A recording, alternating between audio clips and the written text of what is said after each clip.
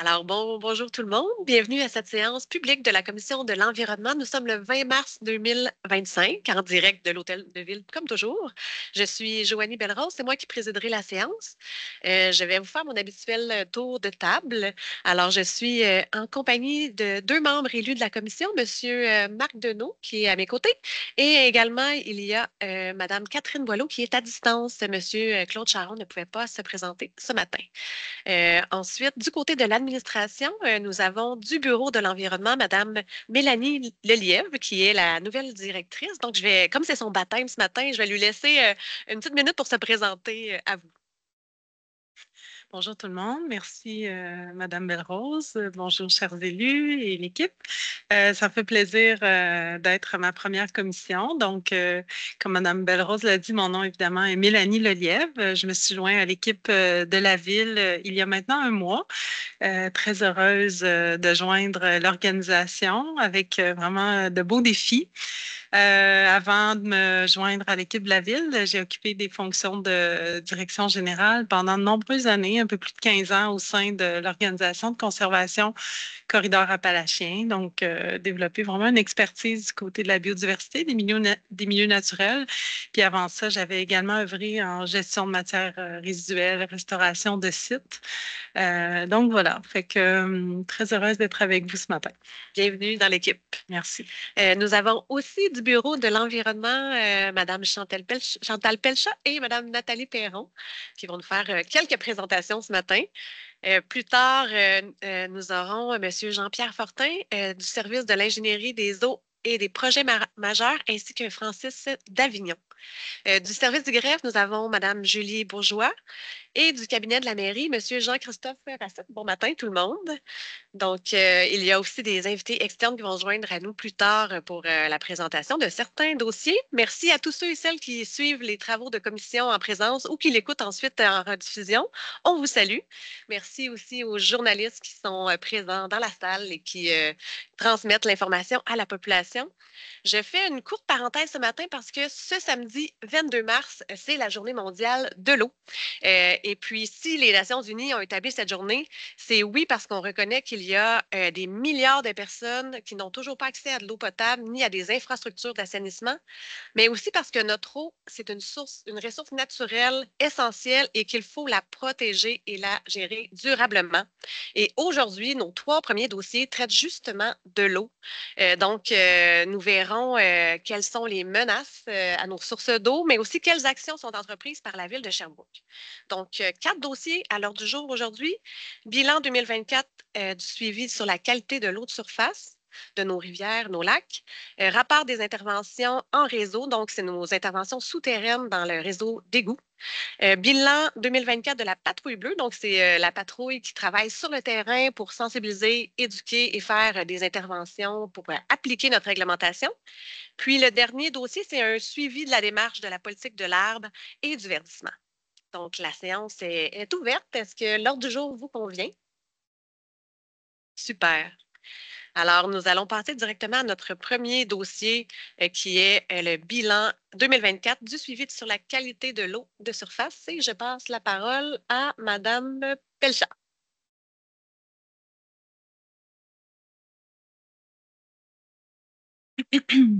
Bonjour.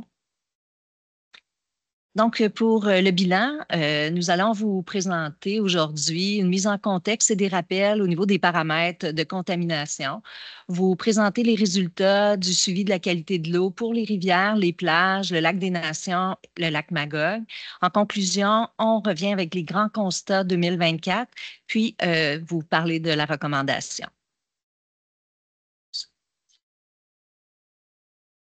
Donc, au niveau de la mise en contexte, pardon, on rappelle que le plan nature, c'est notre document de référence pour les actions qui concernent les milieux hydriques sur le territoire de Sherbrooke.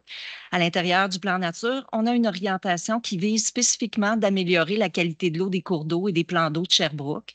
On a aussi, au niveau du plan d'action du plan nature, une fiche qui est dédiée à la qualité de l'eau et des actions concernant contrôler l'érosion et la remise en suspension des sédiments, réduire les rejets d'eau usée et la contamination bactériologique et réduire l'impact du ruissellement d'origine urbaine et et agricoles s'y trouvent. Mais pourquoi on fait un suivi de la qualité de l'eau? On a plusieurs raisons pour ça. D'abord, on veut s'assurer que les activités aquatiques soient sécuritaires. On veut aussi suivre nos écosystèmes aquatiques pour qu'ils demeurent en santé.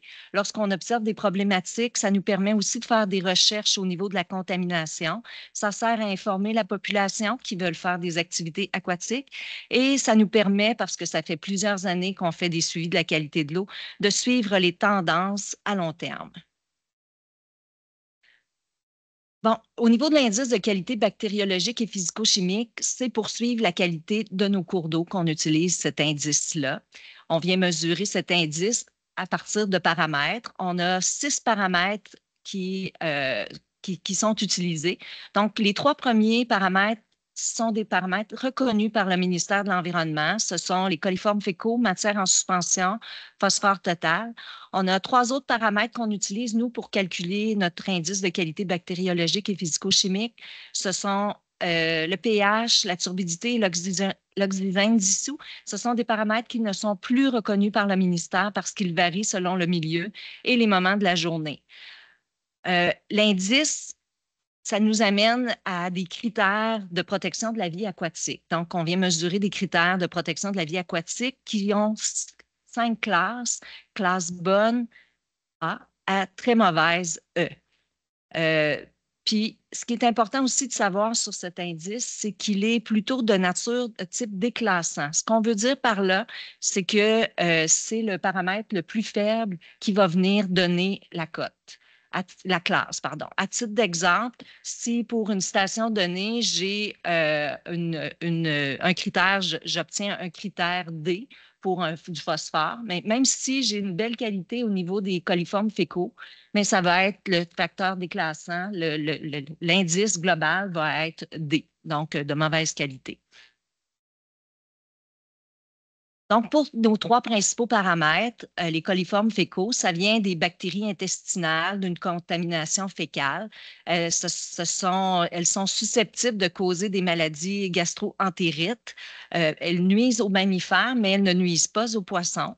Et les sources, c'est du ruissellement agricole, urbain, c'est des eaux usées aussi. Qu'on peut rejeter à l'environnement. Les matières en suspension, ce sont des particules de sol, des particules organiques qui peuvent nuire à la vie aquatique. En faible quantité, ce n'est pas grave, mais lorsque la quantité est plus importante, ça vient recouvrir des frayères. Ça vient nuire aussi aux poissons parce que ça vient boucher les branchies. Les sources de contamination, c'est beaucoup les travaux de construction, notre ruissellement urbain agricole, les industries, également les eaux usées. Pour ce qui est du phosphore total, c'est un élément nutritif essentiel aux plantes. Donc, le phosphore, pardon, je m'étais pris quelques notes et bon, parfait.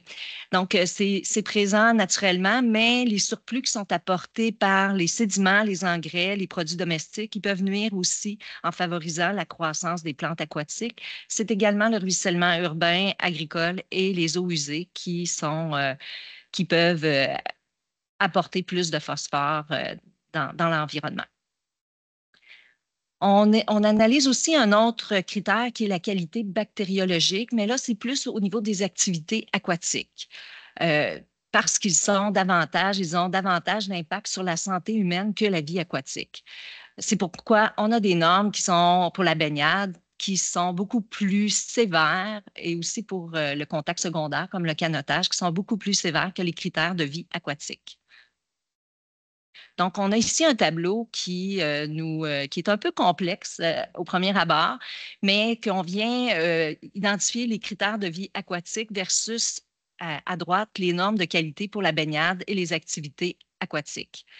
Donc, lorsqu'on analyse nos critères de vie aquatique, comme on l'a dit tout à l'heure, ce sont des classes de qualité qui sont de 5 classes, de A à E, mais on vient analyser les coliformes fécaux. Lorsqu'on analyse les critères de qualité de baignade et d'activité aquatique, là, on parle de classe, de cote A à D, d'où la complexité de ces termes, parce qu'on retrouve à peu près les mêmes termes. Mais là, pour la baignade, on va plutôt analyser les E. coli, qui sont qui font partie de la famille des coliformes fécaux. Et on voit que les données sont beaucoup plus fines, les analyses beaucoup plus fines et précises, parce que les cotes A, B et C, qui sont où on autorise la baignade, ben, se retrouvent dans notre classe A pour ce qui est des critères de vie aquatique. Lorsqu'on a une cote D, alors là, on ferme, c'est une fermeture instantanée des plages, mais ça permet des activités de canotage, donc de contact secondaire.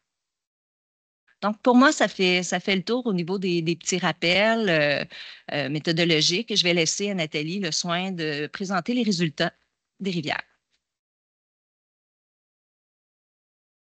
Donc, oui, la première diapo, avant qu'on commence, en fait, je veux rappeler que cette année, notre suivi de la qualité de l'eau, c'était la 3e année de notre suivi triennal. Donc, ce suivi triennal nous permet là, vraiment d'intégrer les données sur 3 ans, d'une période donc, qui était de 2022 à 2024. L'idée en arrière de tout ça, en fait, c'est... Oh, c'est peut-être pas assez fort. Comme ça, c'est mieux? Parfait. Donc, c'est l'idée d'avoir... d'intégrer les résultats sur 3 ans, c'est vraiment de réussir à amoindrir l'impact d'une météo qui serait un peu plus extrême. C'est sûr que là, cette année, ça nous a joué un peu des tours parce que si on regarde un peu la quantité de pluie qu'on a reçue entre 2022 et 2024 versus ce qu'on a reçu entre 2019 et 2021, on a reçu le double de la quantité, le double de journées de pluie. On sait que 2023, 2024, ça a été des années où on a eu des grosses pluies et des pluies très importantes. Donc, oui, on voit un peu une certaine détérioration, particulièrement dans les ruisseaux, puis on va le voir plus tard. Mais pour la rivière Magog, ça n'a pas eu d'impact si important, mais on a quand même, on voit que la qualité elle demeure satisfaisante sur presque tout le long de son cours, sauf à la dernière station qui est la station qui est à l'embouchure dans la rivière Saint-François. Évidemment, ben, on se rappelle qu'il y a eu des travaux quand même très importants pour le pont de Grande-Fourche.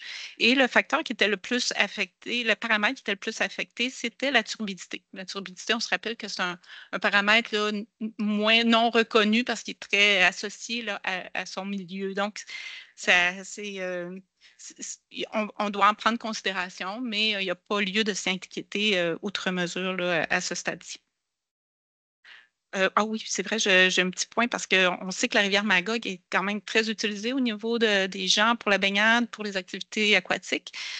Pour la rivière Magog, ce qu'on sait, c'est que la baignade est généralement possible là, sur toute la rivière en temps sec. C'est toujours un petit peu plus difficile en aval, dans la partie plus urbaine, en temps de pluie. Donc, il est préférable d'éviter la baignade, disons, dans ce secteur-là, après une pluie importante. Mais par contre, pour tout ce qui est activité de canot, kayak, ben, c'est possible en temps sec ou en temps de pluie. Est-ce que vous voulez qu'on prenne les questions au fur et à mesure ou après chacun Je ne sais des pas, comme vous rapports? voulez. Moi, j'ai pas de... Est-ce que ça s'adresse plus à ce segment-là? OK. Ben, allez-y, M. Deneau. Bon, premièrement, merci de la présentation, puis merci pour le rapport quand même très positif pour le segment de la rivière Magog. Et un fait qu'on entendait, puis je pense que ça se continue, malgré que la ville prend beaucoup d'expansion, la qualité de la rivière Magog reste le même. C'est-à-dire que comme l'année 2024, c'est quand même significatif où la baignade a été permise pratiquement toute l'année. Puis c'est une année qu'on a eu quand même des averses significatives, c'est-à-dire que les travaux portent fruit de qu'est-ce qu'on fait. Puis l'autre aspect aussi, c'est tout le ruissellement, parce que là, on parle beaucoup des ruisseaux et qui se déversent dans la rivière. Mais on a beaucoup de canalisations pluviales qui vont directement dans la rivière. Puis d'être capable de garder cette qualité de baignade, c'est quand même une récompense de tous les travaux qui ont été faits. Là. Moi, je pense que c'est une très bonne nouvelle. Oui, effectivement. Donc, je poursuis avec les tributaires, justement, de la rivière Magog. quand on parle des tributaires, dans notre suivi triennal, en fait, c'est c'est les ruisseaux, puis on vient les échantillonner juste une seule fois. C'est la 3e année de notre suivi triennal, donc c'était en 2024 qu'on doit un peu comparer avec 2021. Mais là, tout à l'heure, je vous disais que dans notre période de 3 ans, on avait le double de pluie, mais quand on compare ces 2 années-là, de 2021 et 2024, là, on a eu 3 fois plus de pluie en 2024 versus 2021. Évidemment, dans les résultats qu'on voit, ben, les résultats sont plus...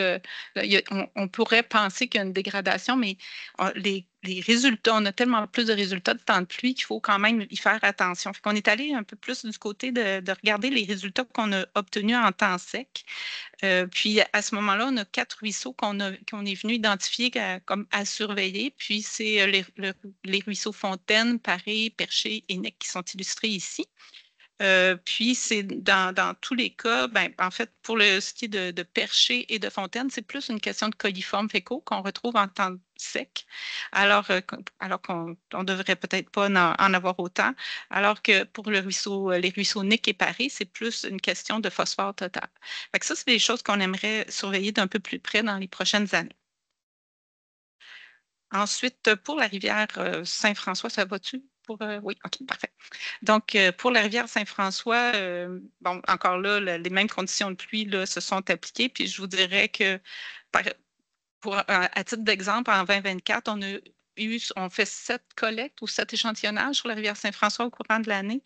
On en a eu 5 qui étaient en temps de pluie. Il y a bien des années où on réussit de peine et de misère à avoir 1 ou 2 résultats en temps de pluie. Là, on en a eu 5. Fait que c'est sûr, ça vient teinter un peu les résultats. Puis, dans ce cas-ci, parce que c'est aussi une rivière qui est utilisée à moindre mesure, plutôt pour les activités secondaires, mais quand même, on a vérifié pour ce qui est de la baignade, ben, c'est possible en temps sec, ce qui est déjà quand même bien, mais jamais en temps de pluie. Ça, c'est sûr que ça demeure risqué. Par contre, pour des activités de canot et de kayak, c'est toujours possible en temps sec, mais en temps de pluie, il faut quand même faire attention. Ça veut dire que quelqu'un qui ferait du kayak devrait porter attention particulièrement à nettoyer ou bien désinfecter ses mains avant de manger en même temps qu'il fait des activités de kayak, par exemple. Ensuite, pour ce qui est des ruisseaux à surveiller, encore là, on est venu s'attacher à c'est quoi les dépassements fréquents en temps sec en raison de nos résultats. Et puis, c'est pour ça que, dans le fond, les 4 ruisseaux qui sont là, il y en a 2 qu'on pourrait qualifier quand même de satisfaisants, là, qui sont le ruisseau Qui, le ruisseau Côté, et le ruisseau Lemay et Dorman, qu'on considère comme de qualité plutôt douteuse. Dans le cas du cours d'eau Léopold Clément, ben, en fait, c'est un problème beaucoup de turbidité. Fait que ça, encore là, il faudrait qu'on regarde d'un peu plus près, mais c'est peut-être pas aussi alarmant que ça en a l'air, disons. Puis, bon, dans les dépassements, ici, bon, c'est beaucoup plus fréquent. Là, on parle de 39 à 72 des échantillons qui ont un dépassement. Ça vient montrer un peu la chronicité de la problématique, hein, d'une certaine façon. Quand c'est très fréquent sur l'ensemble des échantillons, ben, on voit qu'il y a quelque chose de plus chronique qui est installé. Ça serait tout pour les tributaires. Voilà. Maintenant, pour ce qui est du suivi. Vous aurez des questions. Oui, certainement. Ben, je peux vous laisser aller en premier, M. Deneau. Je vois. En fait, je me demandais, c'est une fois par année ou c'est une fois aux 3 ans qu'on les. Les ruisseaux, c'est une fois aux 3 ans. Donc, en 2024, c'était la 3e année de notre période, là, de 22 à 24. Fait qu'on a échantillonné les ruisseaux seulement en 2024. Puis la dernière fois, c'était le dernier suivi triennal qui était 2021. Puis, est-ce que c'est à un moment où il y avait eu beaucoup de pluie? Parce que vous avez dit le. Oui, c'est ça. En 2021, il n'y avait pas eu beaucoup de pluie, alors qu'en 2024, on en a eu vraiment beaucoup. Ce qui fait qu'on a eu, quand on compare, là, c'est juste ces 2 années-là, dans l'été, on a eu 3 fois plus de pluie en 2024 qu'en 2021. Puis, en termes d'échantillonnage, on en a eu 5 comparativement à 1 ou 2, si je me rappelle bien, en 2021. Fait que c'est plus d'échantillonnage en temps de pluie en 2024 qu'en 2021. Ouais. OK.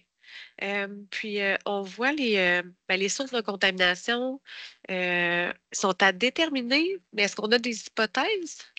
C'est sûr que quand on parle de coliformes fécaux, ben, on peut toujours aller voir au niveau urbain, parce qu'il y a quand même un secteur qui est urbain. Il y a aussi il y a des activités agricoles, il y a des fosses septiques qui peuvent être dans ce secteur-là aussi, un peu plus en amont, dans des ruisseaux. Il y a différentes sources qui peuvent être investiguées. Je sais qu'il y avait beaucoup de travail qui a été fait aussi dans le coin de Bromptonville là, par nos collègues de la gestion des eaux, puis les résultats quand même sur la rivière là, comme telle, ça l'avait amélioré. C'est peut-être encore, tu sais, il y a quand même, on voit quand même une détérioration, mais ça s'est amélioré avec les années. OK. Puis pour la notion du phosphore, c'est quoi notre réglementation sur l'engrais en rive? Puis là, j'imagine que c'est ça, la norme agricole est différente aussi. Oui, c'est ça. En fait, le phosphore, c'est beaucoup. Ces deux ruisseaux-là, il y a une section, en tout cas, dans le coin du ruisseau Lemay, c'est beaucoup plus agricole. Puis non, on n'a pas de réglementation qui vient réglementer les engrais, ni en milieu urbain, ni, je pense pas en milieu agricole non plus, là. Mais c'est sûr que le milieu agricole est aussi encadré par le ministère de l'Environnement là, pour tout ce qui est agricole. Là, c'est pas, Mais ça peut faire partie des hypothèses que c'est oui. L'engrais qui vient Oui, tout à fait. un surplus de phosphore dans cet endroit-là. Puis mon autre question, c'était plus en lien avec les travaux de remplacement des pompes là, sur la Saint-François. Tu sais, on a bien suivi là, avec les déversements, tout ça. Est-ce qu'on fait un suivi avec les autres villes qui sont plus en... C'est bien le suivi pour le débordement, c'est ça? Pour Oui, on n'a pas fait de suivi avec les autres villes, mais par contre, on a fait un suivi tu sais, sur plusieurs journées et quelques semaines aussi. Puis aussitôt que le débordement a cessé, la qualité s'est améliorée. Mais on n'est pas allé voir plus loin, mais on les a avisés, les autres C'est villes. ça, la Puis communication. peut-être que notre collègue Jean-Pierre pourrait pour en dire un peu plus par rapport au poste Saint-François.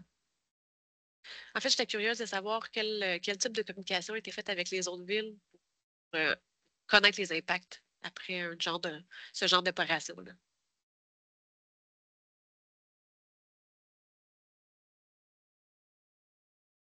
Oui. Est-ce que votre micro il est ouvert? Donc, je sais que c'est la ville de Drummondville là, qui était la seule qui avait vraiment là, une prise d'eau potable là, en amont, là, en aval, je devrais dire, là, de notre surverse au Pas Saint-François. L'équipe du SIEPM a pris contact là, effectivement là, via notre équipe de com avec la ville de Drummondville quelques jours avant pour les aviser de ces circonstances-là qui étaient pour survenir. Donc, mais par la suite, oui, les autres villes au pourtour étaient avisées, mais disons que l'impact envisagé était nettement moins grand, étant donné que leur prise d'eau, par exemple, comme Richemont, est sur la rivière Watopeka. Puis bon, Windsor, c'est la rivière Watopeka et Richemont, ce sont des puits d'eau souterraines. Donc, il n'y avait pas d'autres villes qui étaient ciblées. Et puis à Drummondville, ben, on est déjà là, quand même là, plusieurs dizaines de kilomètres plus loin. Donc, il y a un effet de dilution là, qui se faisait également. Et donc, l'impact était moins grand là, à ce niveau-là. Donc, c'est de cette façon-là que ça a été communiqué.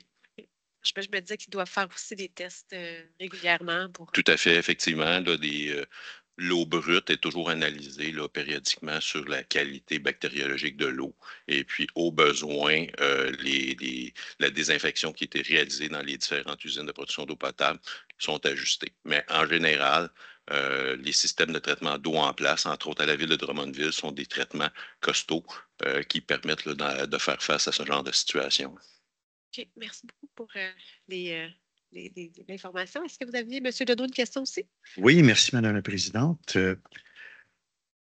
On regarde la rivière Saint-François, c'est quand même un tronçon quand même très long là, au point de vue cours d'eau.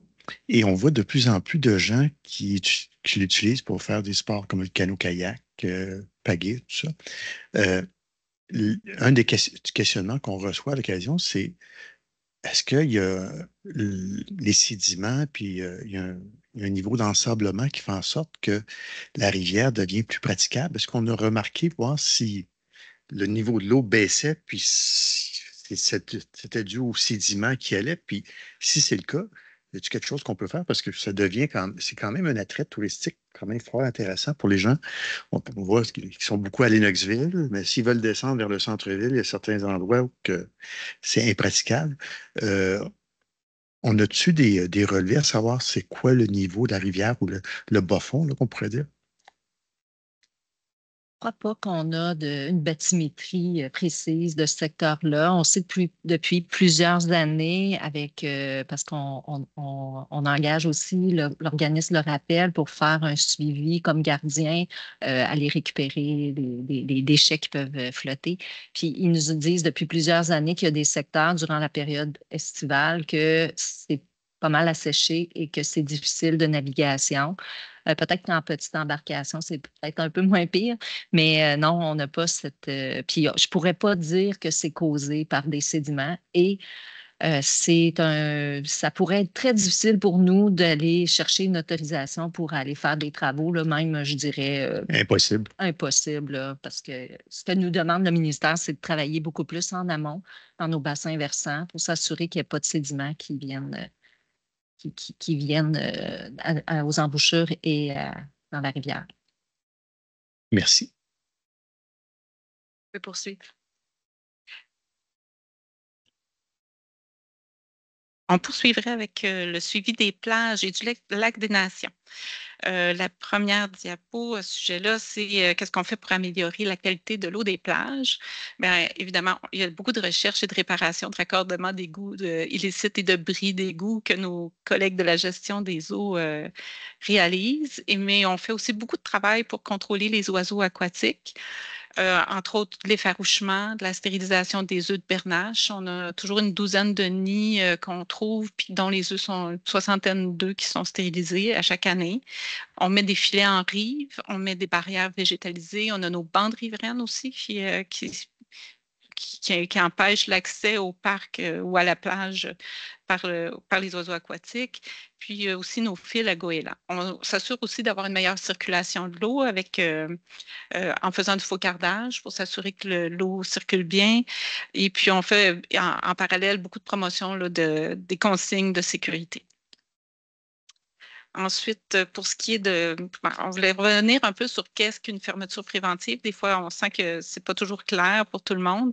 C'est vraiment une fermeture volontaire. C'est une fermeture sans aucune analyse. Donc, on n'analyse pas à ce moment-là quand c'est fermé. C'est basé sur une pluie forte ou abondante. Et puis, c'est vraiment basé sur des données historiques. Puis, selon ces données-là, ben, il est probable que la qualité de l'eau ne sera pas suffisante pour permettre la baignade. Ça touche seulement la plage Lucien Blanchard, qui est située en milieu urbain et donc plus sensible à plusieurs sources de contamination. Puis c'est une procédure qu'on a développée à la ville de Sherbrooke. Ça a été développé à l'époque par Charme, puis qui est cité en exemple par plusieurs municipalités, puis plusieurs municipalités l'ont adopté également. Si on montre les résultats pour la plage Blanchard, ben, on voit chaque barre correspond aux résultats d'une année. Donc, la nôtre en 2024, c'est la dernière à droite. On voit qu'on a eu beaucoup de cotes B cette année. On a eu une seule cote C, aucune cote D. C'est vraiment nos meilleurs résultats depuis 2017. On en était très contents. Puis je pense que ça démontre à quel point les travaux qui ont été faits par nos collègues de la gestion des eaux ont été vraiment profitables. Puis, donc, on voit que on a eu plusieurs codes D dans les dernières années, mais cette année, ce n'était pas le cas. Si on regarde au niveau des fermetures, bon, bien, la partie bleue avec un F, c'est vraiment les fermetures préventives dont je parlais, qui est hors de notre contrôle. Là, ça dépend vraiment des précipitations, puis c'est fait sur une base volontaire, versus le vert avec un D pour les codes D. Puis la ligne verte, c'est pour montrer la quantité de pluie qu'on reçoit chaque année. Évidemment, la quantité de pluie, ça va en fonction, ça correspond au nombre de fermetures préventives qu'on a. Mais on voit qu'en 2024, la dernière barre à droite, ben, on voit que l'absence de code D vient nous avantager. Ah, puis j'ai oublié de le mentionner, mais on a quand même eu une très grosse pluie là, en 2024, là, autour du 9 août. Puis ça nous a amené quand même plusieurs journées de fermeture, 6 journées pour fort courant. À ce moment-là, c'est juste une question de sécurité. On ferme la plage. Mais ils n'ont pas été comptabilisés. Ensuite, bon, pour ce qui est la plage d'Eauville, ben, c'est une plage que la qualité est bonne puis est stable dans l'année. On le voit, les bords sont similaires d'une année à l'autre. On a pratiquement que des A. On a une moyenne quand même de B, là, mais c'est c'est un B+. Là. Si ça existait, je donnerais B+ comme note. Puis, donc, c'est ça. Puis, ben, c'est sûr que quand même, c'est une plage qui est plus fragile aux cyanobactéries. On a eu 2 journées de fermeture partielle. C'est un événement, en fait, qui était de 24 heures, qui s'est étiré sur 2 journées. Pour ce qui est du lac des Nations, cette année, en 2024, on a fait un changement au niveau de la procédure. Comme la plage, à la plage, quand on avait des taux de pluie importants, on avait nos alertes de pluie, puis on fermait. Donc, on fermait les activités ski nautiques en même temps qu'on fermait les activités de baignade à la plage. Et puis donc, mais cette année, la différence, c'est qu'on n'échantillonnait pas. On a fait comme à la plage, on n'échantillonne pas quand c'est fermé par une fermeture préventive.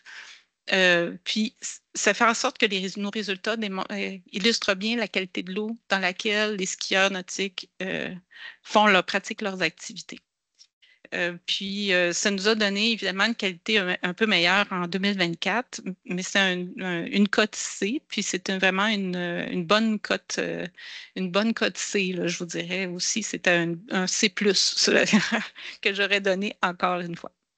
Puis ensuite, je pense que j'ai dit ce que je voulais pour cette diapo-là. Maintenant, le suivi du lac Magog. Bon, Petite question, oui, bien sûr. je voyais qu'on avait dans le passé eu des cotes A pour autant la plage que le lac des Nations. Qu'est-ce qui fait en sorte qu'on n'a plus de code A? Ou qu'on en a eu dans le passé? Oui, comme à Blanchard, là, on a eu ou à Deauville, ou des choses comme ça. Bon, souvent, on est proche. Hein, tu sais, à Deauville, là, on a le B+, là, la moyenne. Supposons si on regarde avec des résultats de 0 à 20, on est avec le A, puis de 21 à 100, on est dans le B. Ben, notre résultat est de 25, supposons. On est toujours un petit peu sur le bord d'avoir un A pour Deauville. Puis dans le cas de Blanchard, pourquoi on n'a pas de A? C'est difficile à dire. Ça peut être une question. C'est peu de choses là, qui fait qu'on peut passer de A à B. Des fois, ça peut être juste la présence d'oiseaux qui était plus importante. On remarque plus de bernaches autour de la plage. Ça, on l'a constaté chez nous, mais je sais qu'ailleurs, on le constate aussi. Il y a de plus en plus de bernaches résidentes dans le sud du Québec. Puis ça a un impact sur la qualité de l'eau. La dernière année, quand vous aviez fait le bilan pour 2023, j'avais posé la question s'il y avait des tests qui sont faits après les festivités, par exemple la fête du Lac des Nations, pour voir s'il y a un impact sur la turbidité quand il y a des feux d'artifice, exemple. Est-ce que vous avez, puis c'est pas grave si vous n'avez pas cette donnée-là, mais non. Je serais vraiment curieuse de voir l'impact des événements sur la qualité de l'eau éventuellement. Moi, je pense qu'on n'a pas ces données-là parce qu'il y a toujours quand on fait des échantillonnages au Lac des Nations sur une base régulière, là, 3-4 fois par semaine, c'est vraiment que les coliformes parce qu'on veut regarder pour les activités aquatiques. Mais la turbidité, on ne la mesure pas. La turbidité, on va la mesurer à l'entrée puis à la sortie du Lac des Nations, supposons. Puis, mais c'est dans le cadre du suivi de qualité des rivières. Puis ça, c'est à toutes les 2 semaines. Fait que souvent, le délai entre la fin d'un événement, puis il va y avoir un délai assez important. Puis, ouais. Non, on n'a pas vérifié, mais c'est pas facile non plus. D'avoir accès à cette oui, tout de suite après pour être quand même pertinent dans nos résultats. Là. OK. En tout cas, si vous trouvez une façon de la relever, cette donnée-là, moi, je serais intéressée à voir. Parfait, c'est noté.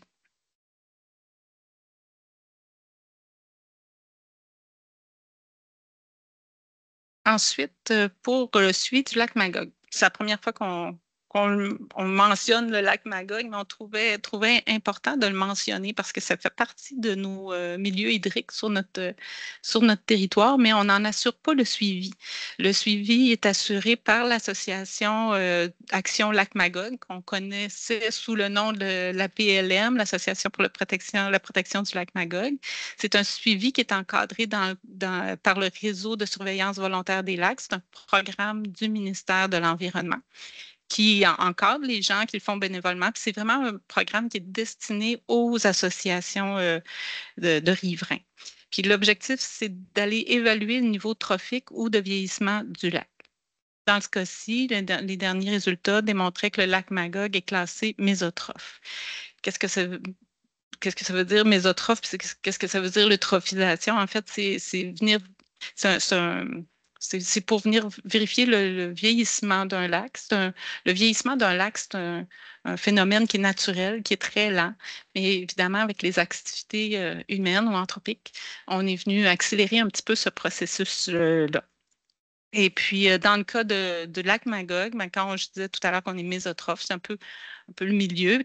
C'est quoi l'impact? En fait, c'est l'eau, en fait, qui vient s'enrichir, le lac devient plus productif, il va y avoir plus de plantes aquatiques qui vont finalement mourir, venir se déposer au sol, puis qui vont revenir enrichir l'eau. Donc, c'est un processus, puis on le voit dans l'image, ça vient combler, disons, le fond des lacs tranquillement. Dans le cas du lac Magog, comme je mentionnais, on est de niveau mésotrophe. Je crois que c'était tout pour le détail des rapports. Si je fais juste un petit rappel de ce qu'on a vu pour la rivière Magog, on a une eau généralement de bonne qualité, mais je dirais plus précisément de satisfaisante pour les résultats 21, 2022, 2024. Pour la rivière Saint-François, c'est une eau de bonne qualité à douteuse, souvent en moyenne satisfaisante, encore une fois. Pour ce qui est des tributaires, on a remarqué quand même plusieurs dépassements en temps sec qui nous font plus nous questionner. Puis, pour ce qui est du lac Magog, on parle d'un niveau mésotrophe au niveau du vieillissement. Si je poursuis un petit peu avec les plages et le lac des Nations. Pour les plages, on a eu vraiment une grande amélioration avec une cote B. Je ne l'ai pas mentionné, mais en 2023, si on comparait, on avait une moyenne de 200. C'était juste pour dire qu'on n'avait pas une moyenne de D. Là. On était juste sur la ligne pour dire qu'on était un C. Mais donc, c'est une grande amélioration pour la plage Lucien-Blanchard. Puis, une qualité qui est toujours équivalente pour la plage d'Eauville. Pour le lac des Nations, on a une cote C, ce qui peut dire que nos activités de ski nautique sont possibles et sont quand même sécuritaires. Pour ce qui est de la recommandation, je ne sais pas si vous voulez que je la lise, mais dans le fond, c'est plus pour adopter le dépôt des rapports. Est-ce qu'on doit la lire? Non, ce n'est pas nécessaire. C'est quatre rapports qui sont déposés aujourd'hui. Voilà. J'avais peut-être une petite dernière question pour le lac Magog. Savez-vous, quand les lacs sont eutrophes ou méso-eutrophes, est-ce qu'il y a des mesures particulières qui sont prises? Est-ce qu'on ferme les lacs? Est-ce qu'on empêche, je ne sais pas moi, les pratiques nautiques? Ça, c'est vraiment une question, c'est à chaque association, riverain, municipalité de prendre des décisions, mais c'est comme dans beaucoup de choses, la prévention est beaucoup plus... Il n'y a pas de normes environnementales du ministère, parce que dans le fond, eux, ils reçoivent le mandat de faire de l'environnement. Je me demandais s'il y avait quand les lacs sont en état de vieillissement très, très, très avancé. Non, c'est plus pour savoir c'est quoi l'état, puis en sachant où est situé notre lac, ça peut encourager les gens à adopter des meilleures pratiques, de la réglementation pour les municipalités, des choses comme ça. OK. Oui, M. Deneau? Deux questions. Ça va en continuité avec votre question, Madame la Présidente. Quand on regarde les niveaux trophiques des lacs, on a-tu ce même portrait pour nos rivières? Si on prend la rivière Magog, il faut se souvenir qu'on a déjà eu des problèmes quand même significatifs au début des années 2000, là, dans le secteur Rock Forest, là, qui avait eu un niveau d'ensablement quand même significatif. On a-tu le même portrait pour nos rivières? Non, c'est vraiment un protocole pour les lacs. C'est un milieu fermé qui bouge moins. Oui, c'est sûr qu'il y a des apports d'eau puis des sorties d'eau et tout, là, mais c'est une rivière, il y a beaucoup de courants. On peut quand même aller chercher nos paramètres là, de coliformes puis tout ça, mais c'est vraiment spécifique au plan d'eau. Et dans l'analyse pour le lac des Nations, vous mentionnez le code C, activité de ski nautique possible, puis il faut aussi souligner à la population qu'on a réduit quand même de façon significative le nombre d'heures qui est pratiqué le ski nautique là, actuellement. Oui, c'est du lundi au jeudi, là, mais ça Ouais. fait plusieurs années déjà. Ouais, depuis Hein, qu'il y a eu- plusieurs années, là, avec la popularité des sports nautiques, hein, canot-kayak, les autres, là, mais on a quand même réduit de façon significative. Là, tu sais, c'est plus un usage exclusif au ski nautique. Là, c'est vraiment Ah, c'est un lac réduit. partagé. Ouais. Oui, oui, oui, tout à fait. Merci. Il me reste deux petites questions, en fait, c'est vraiment par curiosité, là, mais je me demandais aussi est-ce que la dégradation des berges, c'est quelque chose qu'on pourrait éventuellement. Est-ce qu'il y a des villes qui analysent ça? Tu sais, nous, on n'a pas de données sur la dégradation des berges, mais c'est sûr que ça a un lien avec tu sais, là, je ne me rappelle plus, là, mais le truc tropique, là. Je sais pas, là, moi, je ne retrouve plus le mot, là, mais. Ouais, ben, Ben, on ne fait pas nécessairement une analyse. On en a déjà fait, en fait, dans certains secteurs où on avait, entre autres, la baie Beaulieu, on avait eu plusieurs plaintes, puis on était venu faire une validation de l'état des berges au niveau de l'érosion.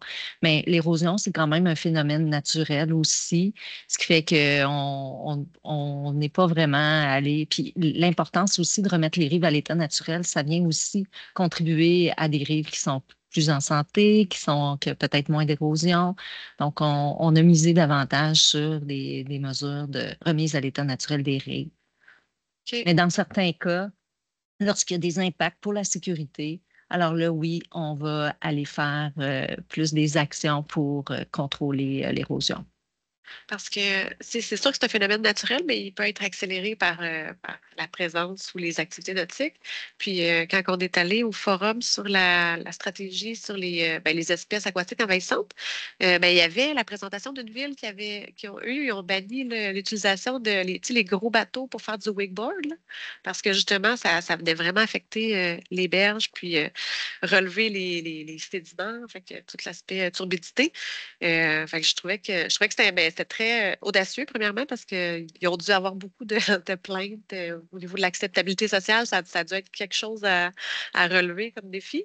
Mais aussi parce que c'est vrai que c'est les bateaux qui ont le plus d'impact négatif sur toute la biodiversité, puis en tout cas, la dégradation de nos lacs. Fait que je trouvais ça bien intéressant. Puis ma toute dernière question, c'était, tu sais, je voyais pour le lac Magog, ben, puis les autres aussi, tu sais, la présence d'éléments nutritifs. Il y a l'utilisation de produits domestiques, tu sais, qui peut augmenter le niveau de phosphore. Mais ça, est-ce qu'on parle, tu sais, par exemple, crème solaire, tu sais, est-ce que ça va jusque-là? Tu sais, je me demandais c'était quoi, en fait, les produits domestiques qui pouvaient causer. Puis peut-être que vous n'avez pas je ne suis pas une spécialiste, mais je dirais du savon particulièrement. savon. Savon vesti, savon. Savon avec- La- la- oui, le lavage, trop de non. Mais ça peut être, oui, des Fait que c'est éléments plus comme. via les eaux usées que quand il y a des fous. Oui, quand il y a des Avec les raccordements baigneurs, inversés, des choses comme justement, ça. Oui, OK. C'est pas directement les baigneurs.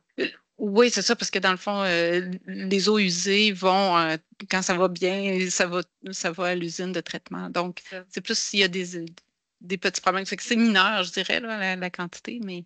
J'étais curieuse, en fait, de Mm, savoir s'il y avait quelque chose qu'on pouvait faire directement. ouais. C'est parfait. Donc, c'est la présentation du dossier pour dépôt des 4 rapports. Est-ce que ça vous convient, M. Deneau et Mme Boileau? Parfait.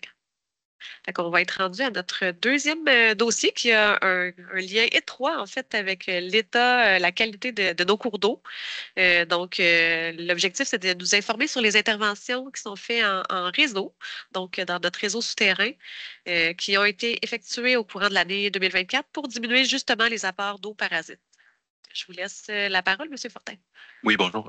Peut-être rapidement, je n'ai pas le lien Teams pour afficher ma présentation. Je ne sais pas si on peut me l'envoyer.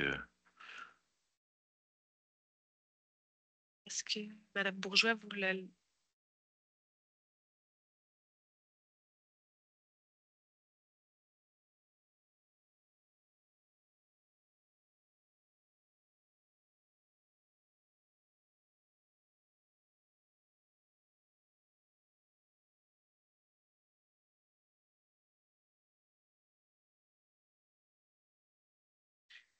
Donc, en attendant que le lien est envoyé, nous avons pour le prochain dossier, je l'ai dit en entrée de jeu, mais M. Jean-Pierre Fortier et M. Francis Davignon, qui sont tous deux du service de l'ingénierie des eaux et des projets majeurs. Donc, c'est un dossier qui est très... c'est ça, on est vraiment là, dans l'ingénierie. Là, c'est vraiment intéressant de voir tout ce qui est fait dans notre souterrain pour améliorer la qualité de l'eau. Puis, c'est ça, aller travailler au niveau des raccordements illicites aussi Tout à fait. de travail. En réalité, là, bien sûr, on aura l'occasion là, d'en parler lors de la présentation, mais définitivement, nous venons jouer un rôle quand même important dans la réflexion des différents ouvrages.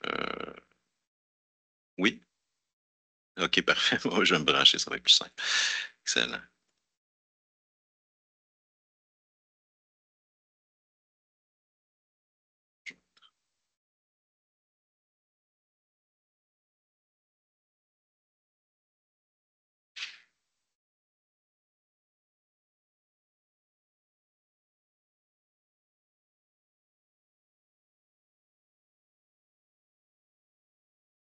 Donc, je vais partager. Puis, on dit raccordement illicite, mais est-ce qu'à une certaine époque, c'était quelque chose qui était permis d'avoir un seul, disons, un seul tuyau, là? Ben, il faut dire là, qu'à la base, là, quand que les systèmes d'égouts ont été mis en place, il n'y avait pas de séparation des eaux usées avec les eaux pluviales. Tout était mélangé ensemble et ce n'est que vers la fin des années 80 que le gouvernement du Québec a adopté une réglementation visant à implanter finalement des stations d'épuration partout sur le territoire là, du Québec. L'implantation là, de ces usines-là a permis également de séparer les réseaux d'égouts en réseaux d'égouts pluviaux et sanitaires. Bien sûr, dans les vieux secteurs, là, comme on parle, là, que ce soit là, le vieux Rock-Forest, que ce soit ici dans le centre-ville, ici, euh, on a dû garder pendant plusieurs années et on en subit encore les conséquences des réseaux qu'on appelle combinés. C'est-à-dire que ce sont des réseaux qui reçoivent encore de l'eau pluviale, de l'eau de ruissellement et des réseaux et de l'eau sanitaire. Ces deux eaux-là, lorsqu'on a des événements pluviométriques, font en sorte que nos réseaux deviennent surchargés. On ne peut pas envoyer toutes ces eaux-là à la station d'épuration. Ce qui fait en sorte qu'on a des ouvrages de surverse. Et c'est ça qui provoque les fameuses surverses d'eau un peu parasitaires mélangées avec des eaux de pluie qui viennent contaminer nos cours d'eau. Ça, c'est une partie de la problématique qu'on va vivre encore pendant plusieurs dizaines d'années, je vous l'admets. C'est qu'on a encore là, quelques 150 kilomètres de réseau d'égouts combinés à la ville de Sherbrooke. Et puis, on en sépare là, environ là, 2 à 3 kilomètres par année, malheureusement. Donc, c'est sûr que c'est du travail de longue haleine. Il faut toujours partir, comme moi je dis, en bas de la côte. Donc, dans le fond, comme en 2019, on avait entamé des travaux ici là, sur Grande Fourche. On était monté jusqu'à Wellington. Éventuellement, Wellington va se refaire. Donc, on a commencé à faire la séparation des réseaux d'égouts combinés, mais on commence par le bas de la côte, puis il faut monter jusqu'en haut de la côte King, par exemple. Donc, et ça se fait graduellement, puis vous êtes parfaitement consciente là, des enjeux majeurs puis des investissements majeurs que ça implique. On a une bonne densité. Ce sont des gros tuyaux d'égout. Puis il faut qu'on remplace les vieux par deux tuyaux, qu'on sépare les résidences, les bâtiments, pour qu'ils aient leurs effluents bien séparés. Puis parfois, ben, c'est sûr que dans tous les nouveaux quartiers qui sont, comment je pourrais dire, qui sont mis en place par nos promoteurs, etc., ça, ce sont déjà des réseaux d'égouts séparés qui sont mis en place. Donc, la problématique s'atténue. Mais il reste qu'on est encore avec 138 quelques surverses à travers le territoire qui, en période de pluie, vont contribuer à la diminution de la qualité des cours d'eau au moment de ces événements-là, d'où la nécessité là, par mes collègues du Bureau de l'environnement de procéder à la fermeture des plages lorsqu'on a des surverses qui sont en opération. Ceci étant dit, nous, à la gestion des eaux, depuis quelques années, on s'attaque là, maintenant pas juste au raccordement illicite, dont on parlera dans quelques minutes, mais également de l'apport en eau parasite. Qu'est-ce que c'est l'apport en eau parasite? En fait, ce sont de l'exfiltration. C'est de l'eau non désirée dans un égout spécifique. C'est-à-dire qu'on ne veut pas des eaux usées sanitaires qui s'en vont vers le pluvial, puis on ne veut pas des eaux pluviales qui s'en vont vers le sanitaire. Si on a des eaux pluviales qui s'en vont vers le sanitaire, par exemple, ce que ça va faire, c'est qu'on va envoyer trop de débit à notre station d'épuration et ça aura des conséquences sur la capacité de notre station d'épuration. A contrario, on ne veut pas non plus que nos eaux usées sanitaires s'exfiltrent vers le réseau d'égouts pluvial, parce qu'à ce moment-là, nos réseaux d'égouts pluviaux qui s'en vont vers nos cours d'eau vont être contaminés.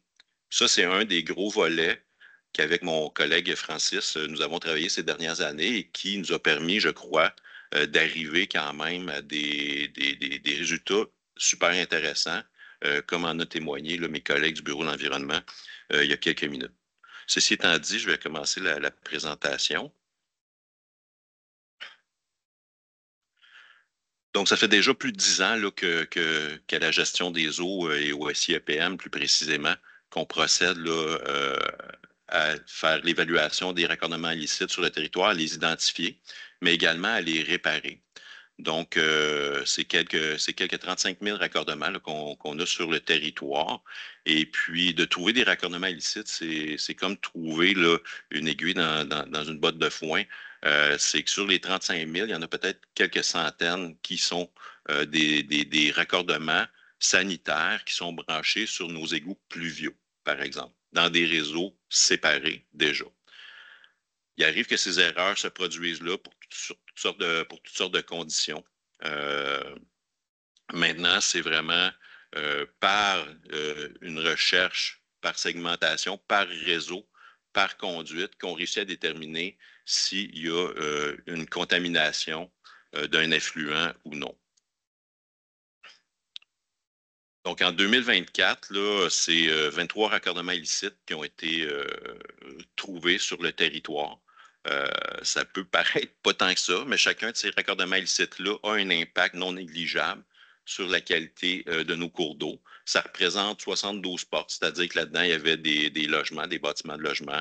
Il pouvait y avoir, là, je ne crois pas qu'il y avait d'entreprises cette année qu'on a perçues, mais parfois, il peut y avoir des blocs de 6 ou 8 logements qui sont identifiés, qui ont été mal raccordés. On a fait la réparation de 19 raccordements. Pourquoi ce n'est pas le même nombre exactement? Bien, parfois, on les retrouve tard en saison, puis on les reporte là, à l'année subséquente là, pour la réparation. C'est quand même 104 émissaires qui ont été auscultés, les émissaires étant les conduites pluviales qui s'en vont dans nos cours d'eau. Donc, de là, nos équipes de la ville vont faire des prélèvements, vont d'abord comme en période de débit, essayer de voir s'il y a une contamination coliformes fécaux qui est faite dans ces conduites-là. Si on relève des coliformes fécaux, on commence à se poser des questions. Et puis c'est là qu'on commence à monter le réseau. Un émissaire peut couvrir plusieurs kilomètres de conduite sur notre territoire. Donc, de ces 104 émissaires-là, il y en a 24 qui se sont révélés contaminés. Et de là commence le travail de moine à trouver le ou la ou les raccordements illicites ou apports en eau parasites dans ces secteurs-là. Et c'est là que le travail d'investigation débute là, par nos équipes là, qui sont sous la gouverne là, de notre chef de section, de la section OSE, André Lacharité. De ces 24 émissaires-là qu'on a trouvés, ils vont être investigués de façon plus approfondie en 2025. Donc, on va commencer à remonter. Mais en 2024, c'est quand même 470 conduites qui ont été investiguées plus précisément. Ce qui arrive, dans le fond, lorsqu'on fait ces investigations-là, c'est que nos équipes vont aller placer des filets dans les conduites d'égouts pluviaux pour que lorsqu'en période de pluie, on voit s'il y a des résidus qui sont observables, donc des résidus de papier hygiénique, etc. Et c'est ça qui nous permet de monter et de segmenter. Donc, on installe des filets à gauche, à droite, et on part vraiment, comme je vous dis, du bas de la côte, parce que, bon, un égout, c'est toujours gravitaire, et on remonte. Puis si on trouve un indice de contamination à droite, là, on continue d'aller vers la droite jusqu'à temps qu'on arrive entre là et là, c'est là que ça se passe. Et là, après ça, nos équipes vont aller sur le terrain, vont aller cogner aux portes, faire des essais à la fluoricine, donc faire tester peut-être les toilettes, les éviers, etc., pour valider si ça s'en va dans l'égout pluvial ou l'égout sanitaire. Et c'est comme ça qu'on vient qu'à identifier ces quelques raccordements illicites là. Donc, c'est vraiment un travail de fond qui est fait. Ça, c'est une partie des travaux qui sont faits là, au niveau des différentes interventions du SCEPM pour les apports en eau parasite. Ça fait, comme je vous dis, plus de 10 ans qu'on en fait, donc ça fait vraiment longtemps. Par contre, on est allé un petit peu plus loin ces dernières années. On a agrandi notre champ de recherche en essayant de voir effectivement quel est l'impact d'exfiltration d'égouts sanitaires sur les égouts pluviaux. Où là, au lieu d'être une équipe de col bleu qui est sur le terrain, qui fait le travail de moine, c'est une équipe d'ingénieurs qui s'attaque à évaluer quelles sont les exfiltrations. Et puis, on a certains secteurs, nous, à la ville de Sherbrooke, qui sont faits de la sorte, c'est que l'égout sanitaire est localisé plus haut que l'égout pluvial, ce qui fait en sorte que lorsqu'on a des réseaux qui se détériorent, ben, nos conduites d'égouts sanitaires vont s'exfiltrer et amener des coliformes fécaux vers nos conduites pluviales. Et ça, évidemment, va aller se déverser directement dans la rivière Magog ou Saint-François, dépendamment des endroits. Comme mes collègues là, du Bureau de l'environnement le mentionnaient précédemment, la plage Blanchard est un lieu unique sur lequel on s'est attardé ces dernières années. Et c'est surtout en amont de la plage Blanchard qu'on a déployé nos efforts, là, je vous dirais, dans les 2-3 dernières années. On a commencé de façon expérimentale, dans le sens où on devait aller acquérir quand même de la connaissance et de l'expertise dans les façons de faire. Et puis, ces façons de faire-là là, sont issues d'un document normalisé qu'on applique là, dûment, puis qui consiste soit à faire du chemisage ou du colmatage de joints. Je vous ai déjà présenté là, ces dernières années un petit peu ce genre d'opération-là, mais c'est vraiment en 2024 qu'on a pu là, vraiment mettre en application de façon intense la mise en place de ces technologies-là. Donc, en 2024, on s'est attaqué au réseau Bélanger. Donc, on a fait du chemisage. Le chemisage, c'est carrément de mettre une enveloppe à l'intérieur de la conduite pour couvrir toute la longueur de la conduite. Évidemment, on perce vis-à-vis les raccordements des différentes résidences et bâtiments.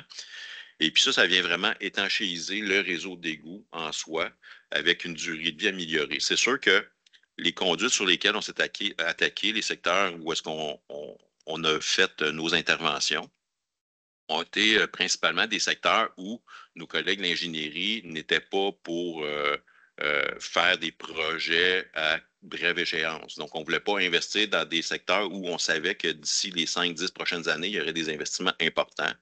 On a été dans des secteurs où on savait que les conduites, a priori, étaient fonctionnelles, ne présentaient pas des éléments de dégradation qui nécessitaient une réflexion complète, mais qui nous permettaient de faire ces projets curatifs-là pour prolonger leur durée de vie, mais également étanchéiser les réseaux. Donc, mon collègue Francis s'est attaqué là, au chemisage de différentes rues. On parle de la rue Galt-Ouest, Lisieux, des Coteaux, Panton.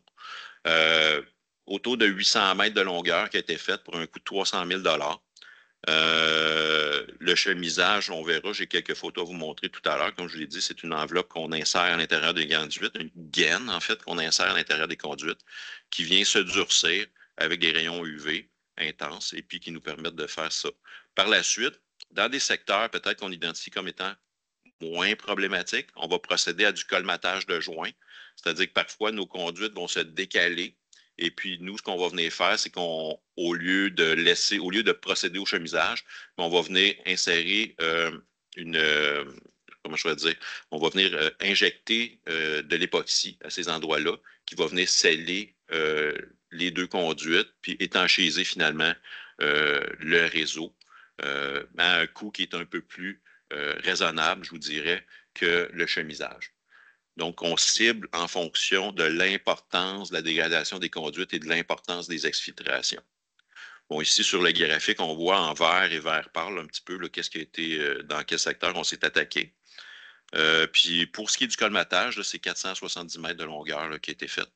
Et vous voyez, c'est 28 000 pour 470 mètres de longueur de colmatage versus 300 000 à peu près pour 800 mètres de chemisage. Fait que vous voyez quand même la différence de coût est quand même là. C'est pas toujours facile. Là. On a continué en 2025, là, l'an prochain. Là, on pourra venir vous en reparler. On continue à faire du colmatage présentement dans certains secteurs. Il y a certains secteurs que c'est plus difficile, ça coûte plus cher par mètre. Parce que c'est un peu un inconnu, parce que lorsqu'on fait du colmatage, on injecte l'époxy. Mais aussi, quand on injecte l'époxy, on ne fait pas juste faire le tour de la conduite, c'est que l'époxy s'injecte comme à travers le sol. Donc, s'il y a beaucoup d'aspérités qui se sont créées au fil du temps, on vient à colmater ces aspérités-là avec de l'époxy. Et puis, on ne connaît jamais le volume de vide qu'on va aller colmater. Donc, la quantité d'époxy est variable en fonction des endroits qui sont ciblés. Fait qu'il y a une certaine incertitude au niveau économique quand on fait du colmatage. Donc, ce n'est pas toujours évident, mais il reste qu'il y a quand même un avantage néanmoins économique, a priori, de cibler les moins grosses interventions avec du colmatage et non pas du chemisage systématique partout. Donc, si on a quelques photos. J'avais posé la question l'année dernière, mais c'est quoi déjà la durée de vie du chemisage? Combien de temps qu'on peut Écoutez, c'est difficile à dire, là, mais c'est facilement là, 15 ans. Là. Okay. Je veux dire, c'est durci à.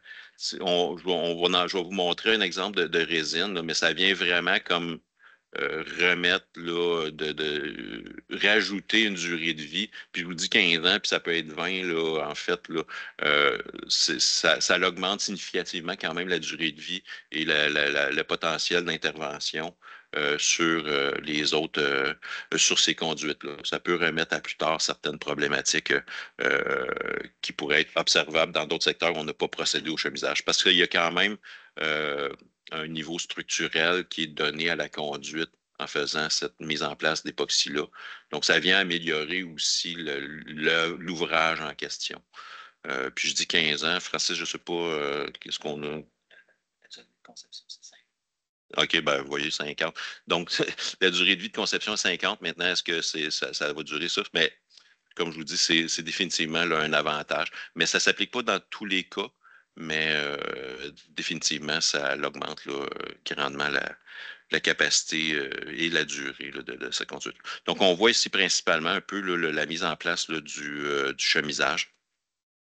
Donc, ici, ben, là, il y a des gaines jaunes, il y en a des bleus. Donc, on voit ici, ce sont des gaines qui sont tirées. Il y a différents tests qui sont effectués au préalable au niveau du chemisage également. Donc, on passe la conduite, on nettoie la conduite d'abord et avant tout, puis par la suite, ben, on vient mettre en place la gaine qui est tirée. Donc, il n'y a pas grand-chose de plus à dire au niveau de ces photos-là. Ici, on voit un peu ce à quoi ressemble le résultat. Je n'ai pas mis de photos avant, là, mais je veux dire, vous voyez une conduite d'égout, à quoi ça ressemble là, en général.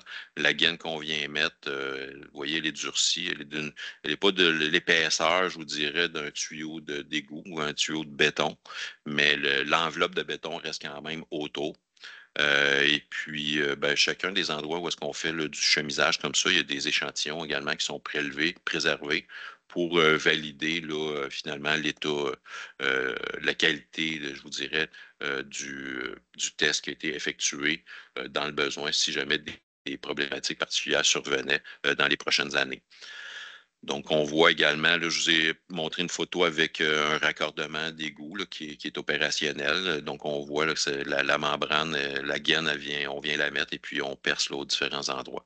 Pour ce qui est du colmatage, c'est des photos que j'ai déjà partagées avec vous il y a quelques années. Mais on voit l'exemple d'une conduite, puis ça, ce sont des conduites de Sherbrooke. Ce n'est pas des images de littérature quelconque, ça vient vraiment de la ville de Sherbrooke. Donc, on voit la conduite avec les petits morceaux de gravier autour. Puis on vient voir après ça, ben, la quantité des quand on met de l'époxy, ben, ça vient quand même étanchéiser. Et donc, facilement, vous pouvez comprendre que lorsqu'on a des joints ouverts comme ça, ben, les eaux usées en certaines quantités vont s'exfiltrer et descendre vers l'égout pluvial. Donc, c'est ce à quoi ça ressemble. Donc, les résultats de la campagne de cette année, en 2024, puis comme je vous dis, ça a été vraiment une période intense qu'on a faite cette année. Ben, nos collègues l'ont souligné, mais la plage Blanchard a été ouverte pendant toutes les saisons en temps sec. On est passé d'une cote plutôt moyenne là, à une cote B. Donc, nous, on est quand même très heureux là, du résultat de ces investissements-là qui sont, somme toute, de mon point de vue, relativement marginaux par rapport à l'ensemble des investissements qu'on fait dans nos infrastructures, on parle d'une dépense de 320 quelques mille dollars, 330 000 dollars, qui nous ont permis de faire en sorte que la plage Blanchard soit ouverte à l'année. Donc, je pense qu'il faut continuer de persévérer de cette façon-là. Puis le prochain objectif, ben, on en a parlé un petit peu. On a vu que le lac des Nations est en code C.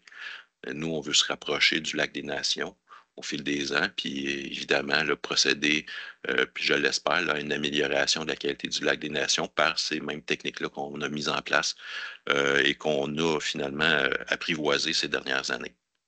Donc, ici, le tableau de la fin, là, dans le fond, c'est peut-être un peu le bilan des identifications et de réparation des raccordements illicites, qui est également une activité complémentaire nécessaire pour venir faire l'ensemble, pour finaliser l'ensemble de l'œuvre. Donc, cette année 2024, on a identifié 23, comme je vous disais, 19 réparations, 72 portes et 470 conduites analysées. Et voilà qui conclut la présentation. Je vous remercie. Merci beaucoup pour la présentation. Nous aussi, on est très heureux des résultats, puis on souhaite poursuivre. Mais on voit quand même que les efforts c'est plus compliqué de trouver là, les raccordements illicites et tout ça. Parce que, tu sais, je me pose la question, est-ce qu'il y a moyen d'aller plus vite? Mais il faut quand même les trouver avant de les réparer. Fait que c'est pas magique, là. Oui, tout à fait. Puis en fait aussi, parfois, l'intensité des événements pluviométriques va venir nous nuire. C'est comme je l'ai mentionné, on vient mettre des paniers où là, on collecte là, des résidus de tissu hygiénique, etc., qui peuvent se ramasser.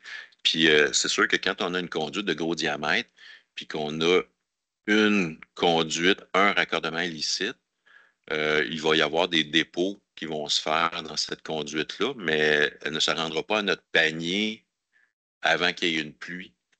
Puis si on a un ouragan débit, par exemple, qui vient nous voir au mois d'août, je pense que les collègues n'ont parlé tantôt, on a vécu ça le 8-9 août l'année passée. Ça vient tout flusher, là, je m'excuse l'expression, mais ça vient flusher notre réseau, puis ça enlève toutes nos preuves aussi de raccordement illicite potentiel. Donc, ça rend difficile vraiment l'identification à certains moments. C'est sûr qu'on a l'indicateur des coliformes fécaux aux émissaires qui nous permettent de remonter, mais ça a une limite, ça aussi. Puis donc, ça prend des événements pluviométriques moyens qui font en sorte que, oui, ce qui s'est déposé dans nos égouts pluviaux sont amenés vers nos filets, mais que l'événement n'est pas trop intense, puis comment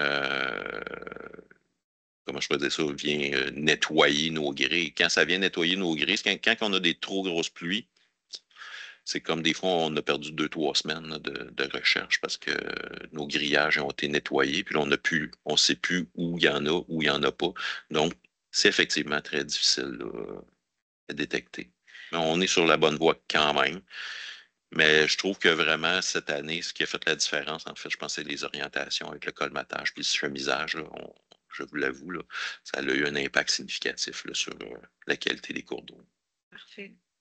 Pour les infiltrations, exfiltrations, je voyais qu'une des raisons, c'est que ben oui, les conduites qui sont vieillissantes, là, mais il y a une époque où on mettait les conduites tu sais, du sanitaire en haut du pluvial. Ça, est-ce qu'on sait s'il y en a quand même beaucoup qui sont. C'était-tu une erreur qui ont. Ben, écoutez, en fait, c'est une décision technique qui a été prise à l'époque, là, bien avant la nôtre. En fait, c'est que dans les secteurs où ça a été fait, c'est que la nappe phréatique est très haute.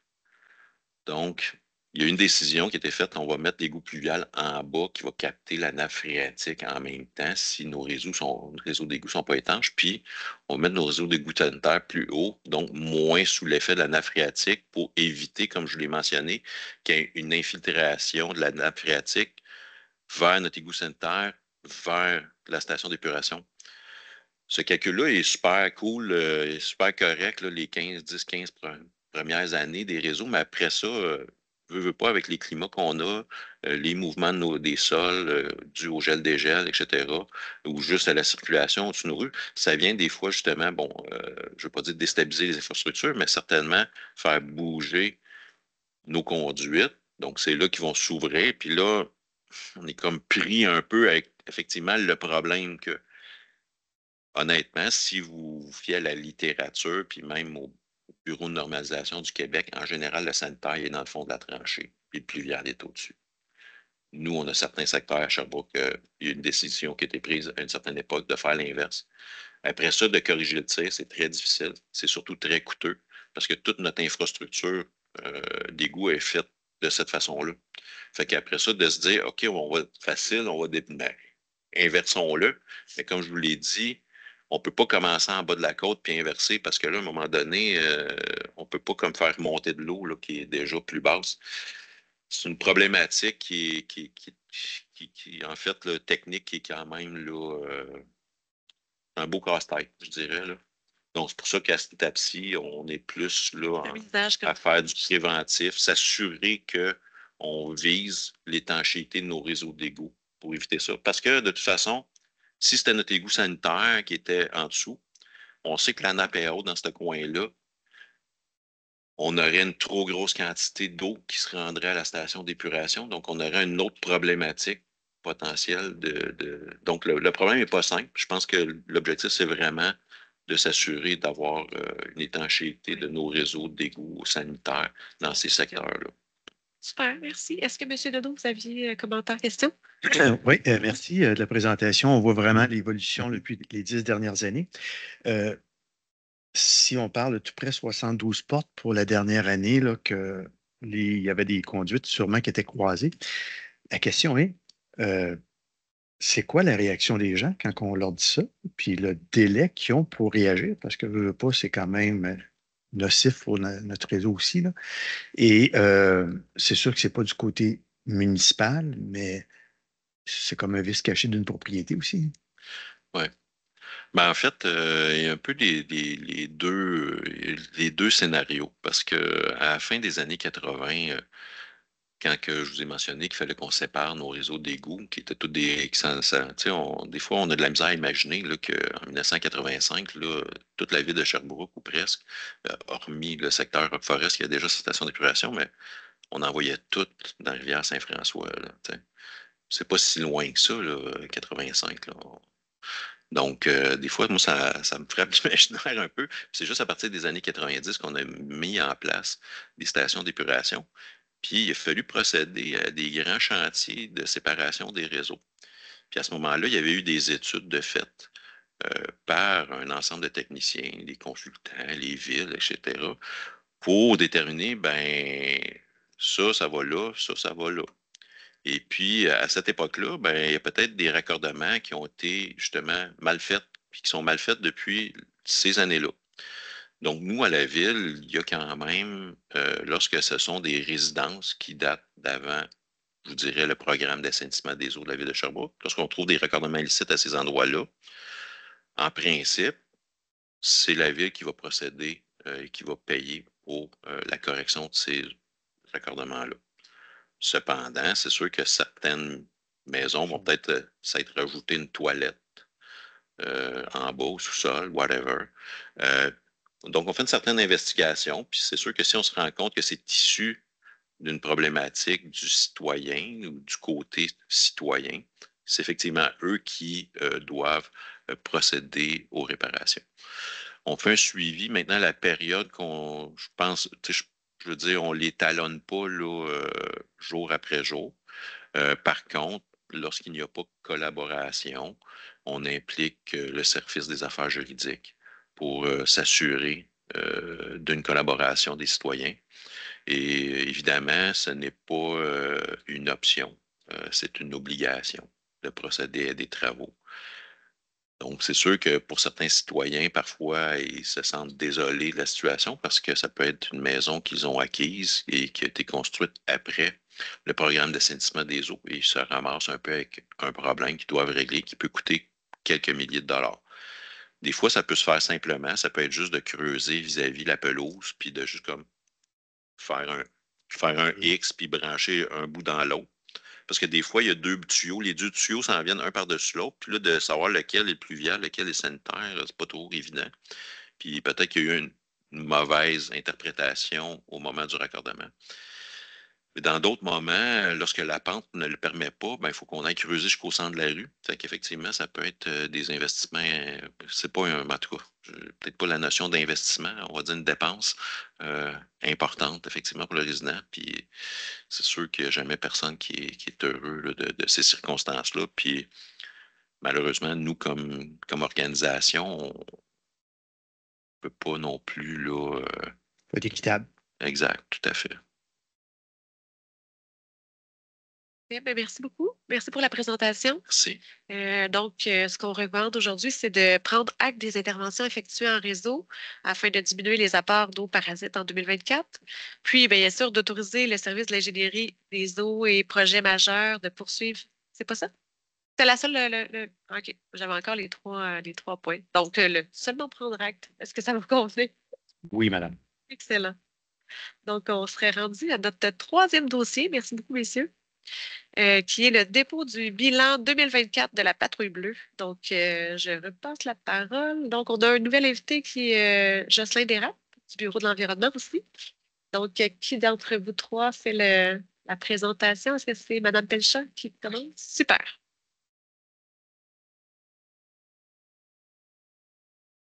Merci.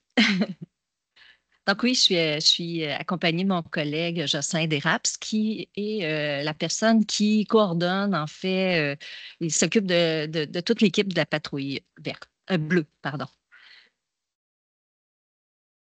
Bon. Donc, je voulais d'abord vous présenter, c'est drôle parce que je n'ai pas la même façon d'illustrer que tout à l'heure, mais bon, c'est pas grave. Est-ce que vous voyez bien? Oui. Je voulais d'abord qu'on présente l'équipe, mais on va aussi vous expliquer les rôles, les résultats. Jocelyn va s'occuper de présenter les résultats de la remise à l'état naturel des rives, mais aussi de tout ce qu'on fait au niveau de la lutte contre les espèces aquatiques envahissantes avec les postes de lavage. Donc, pour ce qui est de la patrouille verte, c'était notre 4e cohorte en 2024 déjà.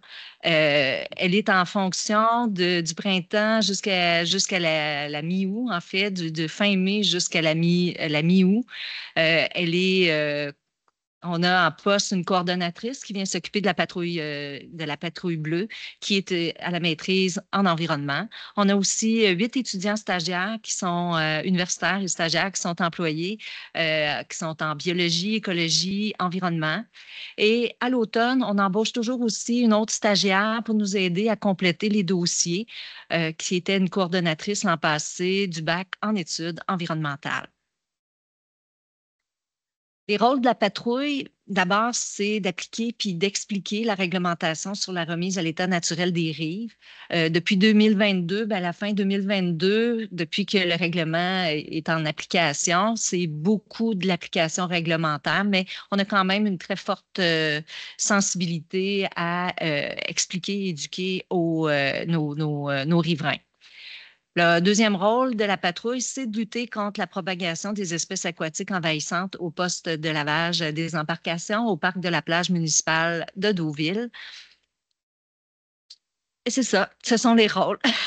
Je laisse le soin à Jocelyn de poursuivre. Donc, pour commencer, on peut faire un rappel de la réglementation en 5 points. Donc, désolé. Pour les rives des lacs et rivières, donc on demande la plantation d'arbres dans un ratio de 1 à tous les 6 mètres linéaires, plantation d'arbustes à tous les 1 ou 1,5 mètres, et puis recouvrir les murs de soutènement par des plantes grimpantes. Pour les ruisseaux, on demande de cesser la tonte sur les 5 premiers mètres. Donc, ce qui remet à l'état naturel, c'est les 5 premiers mètres de la rive qui mesure 10 mètres dans le cas d'une pente faible, et puis 7,5 mètres dans le cas d'une pente forte, d'une rive qui mesure 15 mètres. À l'arrivée de la patrouille, au mois de mai, on a 2 semaines de formation.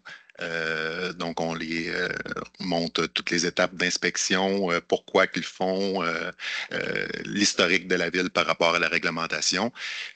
Suivant ça, dès la fin mai, on débute les inspections. Les inspections se font avec d'abord une planification. Tous les patrouilleurs vont vérifier l'historique avant de se déplacer chez les riverains. Ensuite, vont se déplacer chez les riverains pour valider la conformité des rives. Sur place, on laisse des drapeaux de marquage qui identifient la rive qui est à remettre à l'état naturel. Avec des drapeaux de marquage bleu. Et puis, on va laisser également un rapport en accroche-sport avec les éléments à corriger, le cas échéant.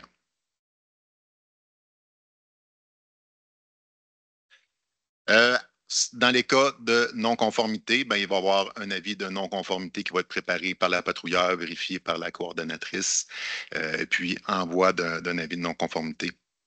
On classe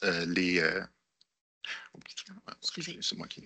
On classe les avis de les éléments non conformes selon une directive interne pour diriger les décisions des patrouilleurs. Certains éléments très mineurs vont pouvoir être tolérés, qui n'auront pas d'avis de non-conformité. Sinon, dans les éléments mineurs, il va y avoir un avis de non-conformité. Puis dans les cas qu'on considère majeurs, il va y avoir un avis de non-conformité, éventuellement une transmission au service des affaires juridiques, qui eux vont évaluer s'il y a une transmission d'un constat d'infraction.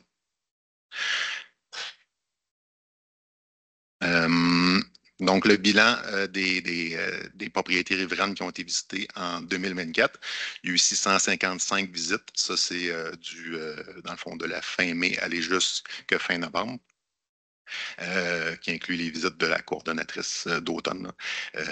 Donc, il y a eu 4 sur les 655 visités dans une proportion de 60 qui étaient conformes et puis environ 40 qui étaient non conformes. On a divisé les visites en 2024. On a fait les visites des gens qui avaient déjà été visités en 2020-2021 sur le lac et les rivières. On avait déjà fait ça en 2023. Il restait un certain nombre de propriétés qu'on a visitées. Sinon, on a visité ensuite des ruisseaux, secteur Brompton, qui n'avaient jamais été visités. Et puis après ça, on a visité des visites des propriétés qui avaient été visitées en 2022, des propriétés riveraines de ruisseaux. Puis finalement, à l'automne, on s'est concentré sur les propriétés qui avaient été visitées en 2023 et qui avaient fait une demande de certificat d'autorisation. Donc, s'assurer que les certificats d'autorisation qui avaient été délivrés étaient respectés par les riverains. Dans les cas non conformes, sur le 238 non conformes, bien, ceux qui sont considérés ainsi ils ont reçu un avis de non-conformité. Sur ces 238-là, on avait 111 cas qu'on considérait majeurs qui ont été transmis au service des affaires juridiques qui, eux, ont éventuellement transmis un constat d'infraction. Les constats d'infraction, c'est selon à la discrétion du service juridique, là, mais dépendant s'il y a plusieurs manquements constatés, des fois, il y a plusieurs constats. Dans ces 111-là, des fois, il peut y en avoir un riverain qui en a reçu plus qu'un aussi.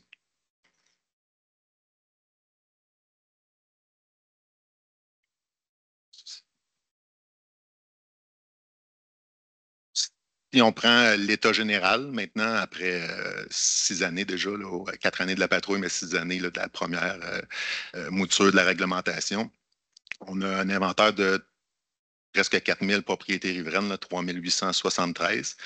Ils ont tous été déjà visités une fois ou fait l'objet de vérification géomatique là, pour les ruisseaux qu'on voit que c'est à l'état naturel. On les visite aussi de façon aérienne, on pourrait dire. Il y a 900, donc on est dans des proportions de 70 conformes, 71 conformes là, sur les 3873. On voit une amélioration au fil des années. Puis également, mentionner qu'il y a 188 ruisseaux, également rivières, mais qui traversent des terres cultivées qu'on ne vise pas par notre réglementation, mais qui est couvert par la réglementation provinciale. Donc, là, c'est un 3 mètres qui s'applique pour la protection des rives en champs agricoles, ou ça peut être plus de dépendance si c'est en zone inondable. Les cas autres, c'est des cas qui vont être validés en 2025. C'est des fois des cas particuliers que les patrouilleurs n'avaient pas nécessairement tous les éléments pour intervenir. Ça peut être un déplacement terrain qui doit être fait pour valider le statut d'un cours d'eau. Ça peut être un ruisseau qui est canalisé à vérifier ou des cas plus complexes là, qui méritent une attention particulière. On a fait une remise de distribution d'arbustes à la fin mai. On a distribué 1000 arbustes à 200 riverains, donc environ 5 arbustes par riverain qui se sont inscrits. Au total, là, après cette année, c'est ça? Cette année de distribution, on était à 13 000, plus de 13 000 arbustes délivrés. Désolé. Puis au total, on dénombre plus de 1600 participants. Souvent, il y a quand même les mêmes citoyens qui reviennent année après année, mais là, où est-ce qu'on est rendu dans l'application de la réglementation? On considère que ça devait être la dernière année en 2024, mais pas de reconduire l'événement en 2025.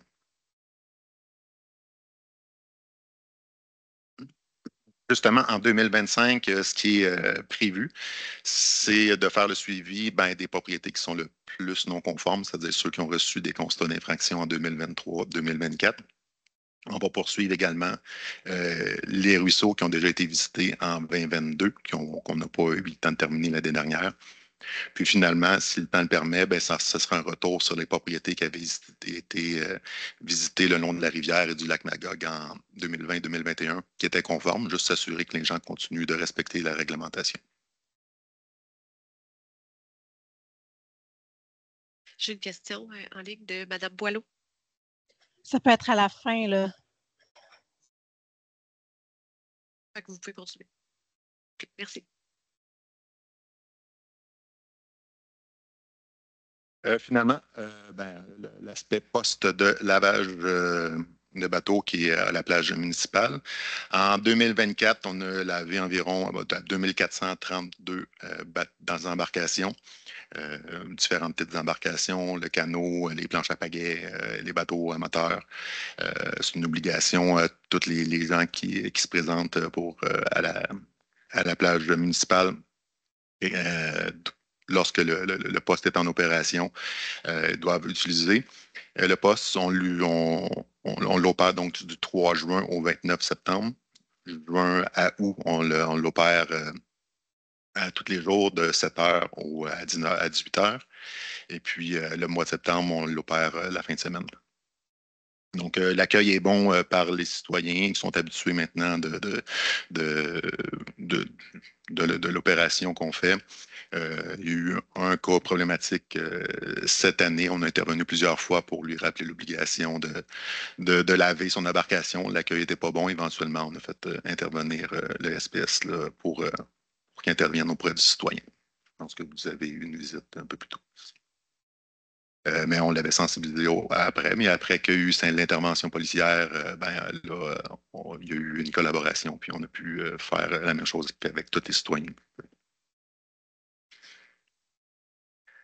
Puis, Chantal donne un complément. Oui, je vais arrêter le partage parce que je n'ai pas accès à mes notes. Je m'excuse. Je vais aller me chercher ma petite note que je vous avais dit. En fait, pour le bilan, c'était plus en lien avec les prochaines étapes pour ce qui a trait à la lutte contre les espèces aquatiques envahissantes. En fait, ce qu'on veut dire, c'est qu'on va attendre le dépôt de la stratégie régionale de prévention contre les espèces aquatiques envahissantes pour que le Bureau de l'environnement vienne mettre à jour notre plan de lutte et aussi ce qui inclut l'offre de services au niveau du lavage des embarcations sur le territoire. Donc, d'ici le dépôt, on va attendre ce dépôt-là. D'ici là, on y touche pas trop à notre plan de lutte, mais après ça, on va pouvoir tout mettre à jour.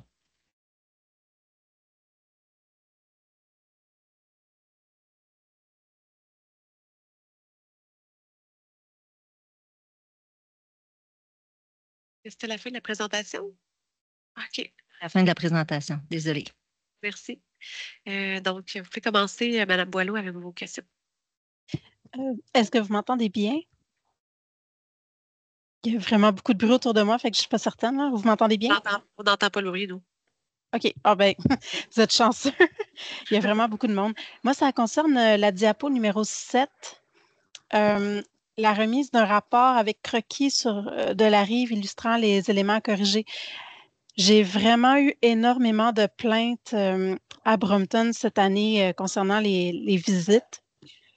Parce que les croquis, bien souvent, les gens ne les avaient pas reçus. Ils n'étaient pas sur place quand la visite avait lieu.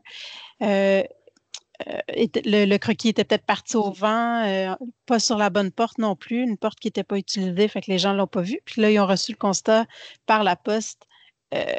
Puis c'est comme si ils n'étaient pas au courant. Puis là, ça crée quand même une onde de choc, là. Surtout, je dirais, la rue Saint-François, là. Toutes les maisons de la rue Saint-François presque sans exception, m'ont écrit ou appelé par rapport à la visite de la personne là, ou des personnes, je ne sais pas trop. Là. Fait que je ne sais pas si il y a une étape qui pourrait être faite différemment ou tout ça, mais l'accroche-porte, là, ça ne tient pas, ça ne fonctionne pas. Puis il y a aussi le problème, puis ça, je le répète à chaque fois, mais on n'a comme pas de solution. Il faudrait que quelqu'un ait un éclair de génie. Mais quand il y a une vente de propriété, l'information ne suit pas. Fait que peut-être que l'ancien propriétaire était au courant, mais le nouveau qui vient d'acheter la propriété ne sait pas qu'il y a quelque chose à faire sur sa propriété pour la rendre conforme ou quoi que ce soit. Fait que ça aussi, c'est désagréable c'est un bel accueil pour le nouveau propriétaire, disons. Fait qu'il y avait ces petites choses-là. Voilà. Merci. Oui, je peux répondre.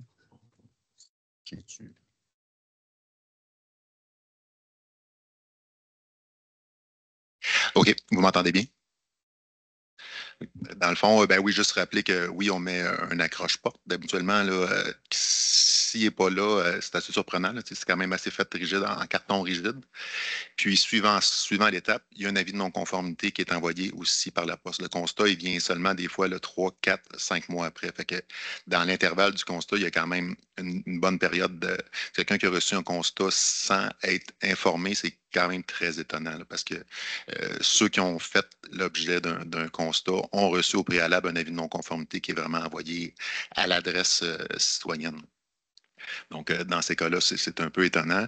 Pour ce qui est du transfert de propriété, il y a quand même une responsabilité du citoyen. Là, puis, habituellement, quand on va chez le notaire, il avise qu'il y a un ruisseau, qu'il y a des normes à respecter. Ça, il y a une responsabilité aussi là, à ce niveau-là. Sur les plans de localisation qui sont demandés, normalement, le ruisseau il est bien identifié.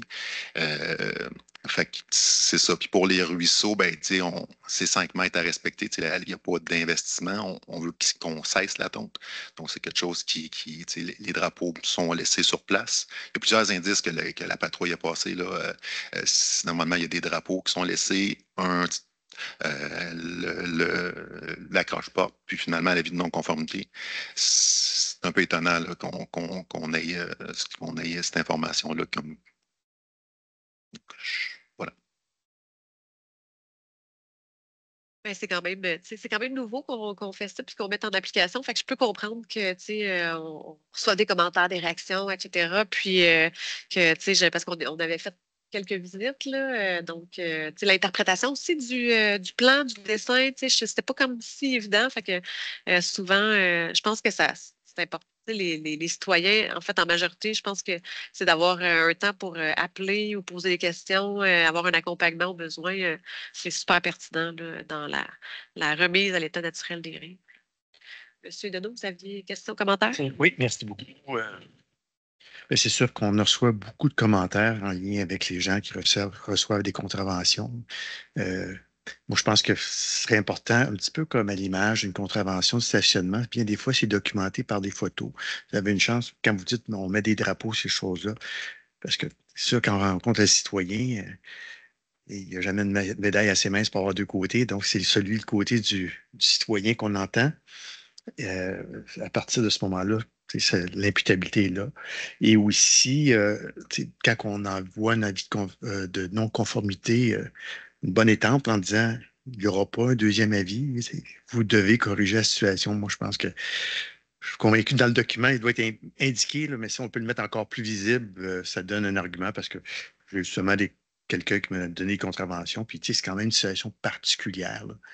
Vous connaissez le dossier, là, la personne reçoit un avis de non-conformité, mais à côté, on a un immense tuyau qu'on a canalisé en ruisseau. Puis c'est nous autres, la ville, qui l'a fait. Là, puis je me mets à la place du citoyen, dire, ton 5 mètres, tu ne le protèges pas. Donc, c'est sûr que ça prend du travail. Puis beaucoup de travail pour expliquer au monsieur. Là. Mais à partir de ce moment-là, moi, je pense que, comme vous dites, là, toutes les mesures sont mises, puis je l'ai constaté. J'ai vu les drapeaux, ces choses-là. Puis, comme vous dites, les arguments, des fois, les citoyens sont très sensibles. Tu as une chaise qui est amovible, qui est dans la zone, ou tu as un canot qui est sur un support, mais au point de vue aérien, il est dans la zone qui a un drapeau. Je n'aimerais pas ça faire la job que vous faites, là. Mais c'est tout le temps des zones très sensibles. Ben, effectivement, on est chez les citoyens, ils ont leur façon, des fois, ils sont là depuis 30 ans, ils ont toujours, par exemple, tondu d'une telle façon, puis il y a des jeunes stagiaires qui arrivent, qui mettent des drapeaux, puis je comprends qu'on atteint certaines sensibilités. Tu sais, pour ce qui est des photos, tu sais, nous, on documente chaque cas systématiquement, les photos sont présentes au dossier. Tu sais, on n'envoie jamais un avis de non-conformité ou puis le service des affaires juridiques se base sur des déclarations de nos photos qu'on envoie. Donc, eux, s'ils ont un doute par rapport à s'il y a eu un manquement ou non, ils ont amplement d'éléments à faire. Puis les citoyens, on est toujours disponible pour répondre aux questions aussi. Là. Il y a la coordonnatrice qui est là tout l'été, puis après ça, puis même l'automne. Puis après ça, ben, moi, je suis là, je suis toujours disponible pour accompagner les équipes. Puis un des arguments qu'on entend des fois, là, puis on répète aux citoyens, là, il n'y a pas d'objectif financier dans les mesures qu'on a mises en place. C'est vraiment un objectif de conformité. Et en lien avec le propos de Mme Boileau sur les transactions, je sais que dans un secteur donné, là, il y a eu une transaction, mais le propriétaire précédent, il tondait jusqu'au bout. Celui qui arrive achète la propriété. Mais là, lui, il n'avait jamais reçu d'avis de non-conformité, puis il arrive, il continue la même pratique. Donc, ça peut être sensible aussi. Je vais vous laisser négocier avec les propriétaires. Madame Lelièvre voulait faire un complément d'information par rapport justement aux propriétés qui sont vendues, transférées. Moi, c'est juste en réponse à Mme Boileau, là, justement, là, juste un rappel dans les actes notariés, normalement, les notaires doivent, il y a toujours une clause de déclaration du vendeur et il doit mentionner tout avis de non-conformité qu'il aurait pu recevoir de toute autorité compétente. Donc, il y a des mécanismes qui veillent à ça et c'est de la responsabilité du vendeur de le mentionner. On peut faire un élément complémentaire par rapport à ça. Parfait. On voit que dans la pratique, tout n'est pas parfait. Ben, tu sais, grosso modo, je trouvais quand même que pour un 2-3 ans d'application, tu sais, là, on parle de 71% conformes, plus 5% qu'on voit pas, qui ne sont pas affectés par la réglementation parce que milieu agricole ou autre, puis plus un autre à valider. Fait que ce qui nous emmène quand même à 76-77, c'est quand même un bon taux de conformité. Je me demandais, tu sais, puis on continue à distribuer des arbres. Des arbres, arbustes ou autres pour la plantation. Est-ce que les distributions se font justement aux propriétaires qui sont non conformes? Est-ce qu'on va les cibler en fait dans notre distribution ou c'est plus ouvert à tout propriétaire? C'est ouvert à tout propriétaire. Une petite ouverture. C'est ouvert à tout propriétaire riverain. Donc, les gens qui s'inscrivent sur le site Internet, on fait une validation vraiment pour chaque propriétaire qui s'inscrive à savoir si la propriété est vraiment riveraine. Puis, mais ça ne vise pas spécifiquement les gens qui sont non conformes, par exemple. Là, cette année, c'était en 2024, je parle du bilan de 2024, c'était la dernière année. En 2025, il n'est pas prévu une nouvelle arbuste. Parce qu'on est rendu quand même loin. Là, c'est ceux qui, dans les ruisseaux, il n'y a pas d'obligation de planter des arbustes. Puis, ça fait pour ceux de la rivière, Lac-Magog, ceux qui n'ont pas déjà planté, là, ça fait quand même plusieurs années qu'ils devaient avoir déjà planté. Bien, aussi, c'est une orientation qu'on était venu chercher ici l'année passée pour dire que 2024, ce serait la dernière année pour la remise à l'état, pour la distribution d'arbustes. On considère aussi que les citoyens ont bénéficié de beaucoup d'années pour aller chercher des végétaux. Puis au niveau de justement ceux qui sont riverains de rivières ou de lacs, est-ce qu'on a la donnée spécifique? Parce que là, la donnée du 17% conforme, ça comprend tout. Là. Et les ruisseaux, je veux dire. Bon, on l'a, mais probablement pas disponible tout de suite. Parce qu'on a toutes les statistiques pour tout, mais on ne l'avait pas mis dans. Tu l'as-tu proche? Peut-être. Éventuellement, je serais intéressée à savoir pour... Mais supposons en 2024, là, ceux qu'on a visités, c'était une deuxième ou une troisième visite, la proportion de conformité, c'était 43 43 sont conformes. Donc, sur 174 visités lacs et rivières, il y avait 100 non conformes. Mais c'est ça, ils auront eu accès à 2, 3 distributions d'arbres. C'était une deux ou troisième visite aussi. OK. Bon, c'est sûr qu'on peut considérer qu'on a fait quand même plusieurs efforts. Ensuite, pour la stratégie régionale de lutte, est-ce qu'on a, sur les espèces aquatiques envahissantes, est-ce qu'on a une idée de l'échéancier, ce qu'ils vont nous, est-ce qu'ils viendront nous présenter? Est-ce qu'il y a, je sais qu'il y aura des tables régionales aussi pour discuter, parce que ça va être intéressant là, de vouloir harmoniser justement nos pratiques dans toute la région, là, pas seulement à Chambord.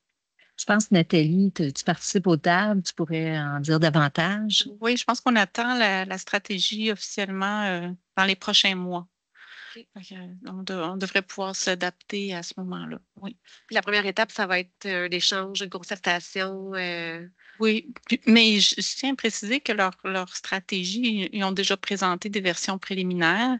Puis ça s'apparente beaucoup à ce qu'on avait prévu. On a aussi avec notre plan de lutte où on parle de prévention, de sensibilisation, d'acquisition de connaissances. Ça s'apparente beaucoup à ce qu'on fait déjà. Donc, ça va être facile à s'adapter quand la stratégie régionale va être adoptée, là. Oui, ben c'est ça, dans le forum, il disait que la meilleure pratique, c'est de sensibiliser puis de prévenir la propagation d'espèces aquatiques envahissantes. Donc, je me disais, on est déjà, nous, on a déjà bien entamé dans nos pratiques, nos actions, mais j'ai hâte de voir qu'est-ce qu'on va prioriser, comment on va. Qu'est-ce qu'on va prioriser pour la suite? Puis si on va transformer certaines méthodes aussi, parce que selon ça va être bien plus intéressant, la gestion, par exemple, du lavage des embarcations au lac Magog, si les autres municipalités embarquent dans une pratique, c'est ça, harmonisée. Ça va être, je pense que ça va être plus efficace aussi.